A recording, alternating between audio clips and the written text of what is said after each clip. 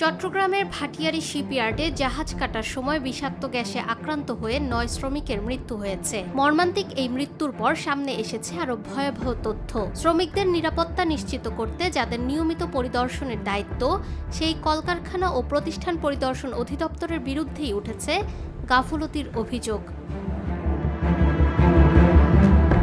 অভিযোগ রয়েছে দুর্ঘটনার পর তৎপর হলেও ঘটনার আগে প্রতিষ্ঠানটির বিরুদ্ধে কার্যকর কোনো ব্যবস্থা নেয়নি সংশ্লিষ্ট কর্তৃপক্ষ।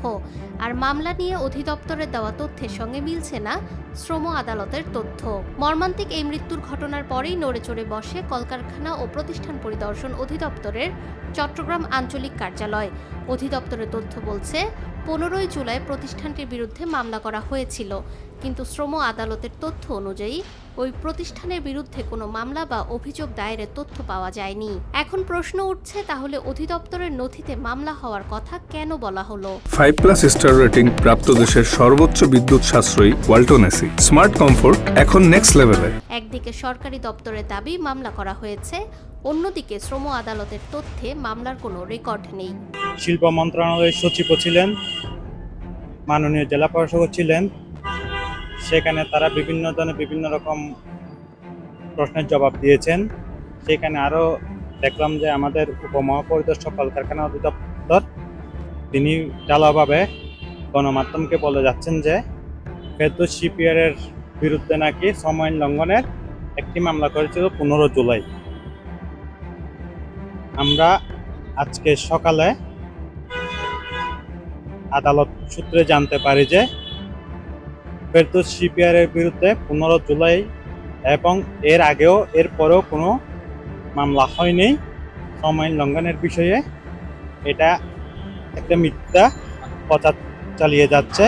এটা আসলে একজন সরকারি উপরস্থ কর্মকর্তা যদি এই ধরনের মিথ্যা প্রচার বানোয়াট প্রচার করেন, তাহলে এই তদন্তটি হবে যে এই তদন্তর সাথে যেই কর্মকর্তাগুলো জড়িত, সে তদন্তটা কতটুকু সঠিক হবে, সত্য হবে, তা আসলে আমি হতভম্ব।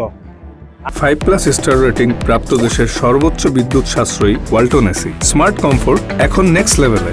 এই বিষয়ে কলকারখানা ও প্রতিষ্ঠান পরিদর্শক চট্টগ্রাম কার্যালয়ের উপমহাপরিদর্শক মোহাম্মদ মাহবুবুল হাসানের সঙ্গে মুঠোফোনে যোগাযোগ করা হলে মামলা ও পরিদর্শন সংক্রান্ত প্রশ্নের স্পষ্ট উত্তর পাওয়া যায়নি।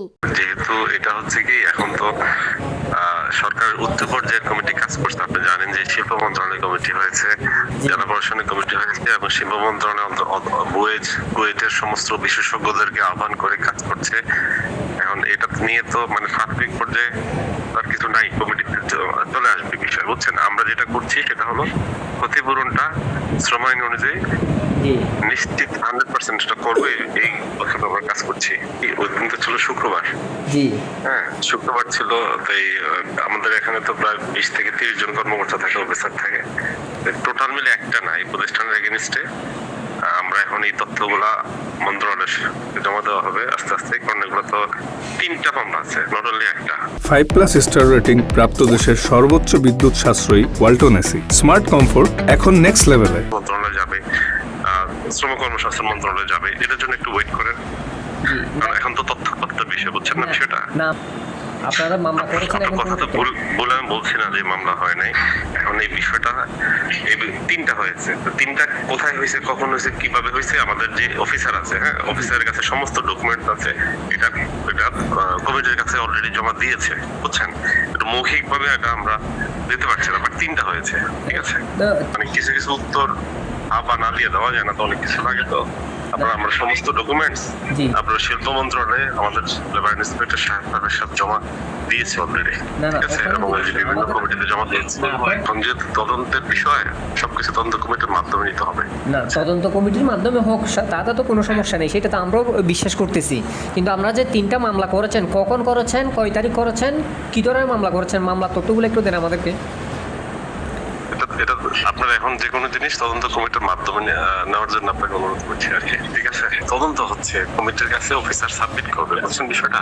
তখন তো আপনারা কয়েকদিন পরে জানতে পারবেন সব। এই যে কমিটিগুলো দেখবেন যে 5 দিন 3 দিন সবকিছু জানবেন না বা পাবেন না, বুঝতে পারছেন তো বিষয়টা। আমি আপনার কথা বুঝতে পারছি, একটু অপেক্ষা করেন না। যদি সে মিথ্যা বলে থাকে হ্যাঁ, কারণ তার রেফারেন্সে তো আমরা এগুলো দিয়েছি। মৌখিকভাবে কথা না বলি ভাই, আপনার যেহেতু কমিটি হচ্ছে, আপনার কাছে অনুরোধ রইল, আপনি সবকিছু পাবেন, ঠিক আছে? শ্রমিক সংগঠনগুলোর তথ্য অনুযায়ী গত 9 বছরে শিপইয়ার্ডে 137 শ্রমিকের মৃত্যু হয়েছে। একের পর এক প্রাণহানি, দুর্ঘটনার পর তদন্ত, কিন্তু প্রশ্ন উঠছে দুর্ঘটনার আগে নিরাপত্তা ব্যবস্থা নিয়ে। এখন দেখার বিষয় এই মৃত্যুর ঘটনায় দায়ীদের বিরুদ্ধে কী ব্যবস্থা নেয় কর্তৃপক্ষ। নিরপেক্ষ, সত্য প্রকাশে আপোষহীন।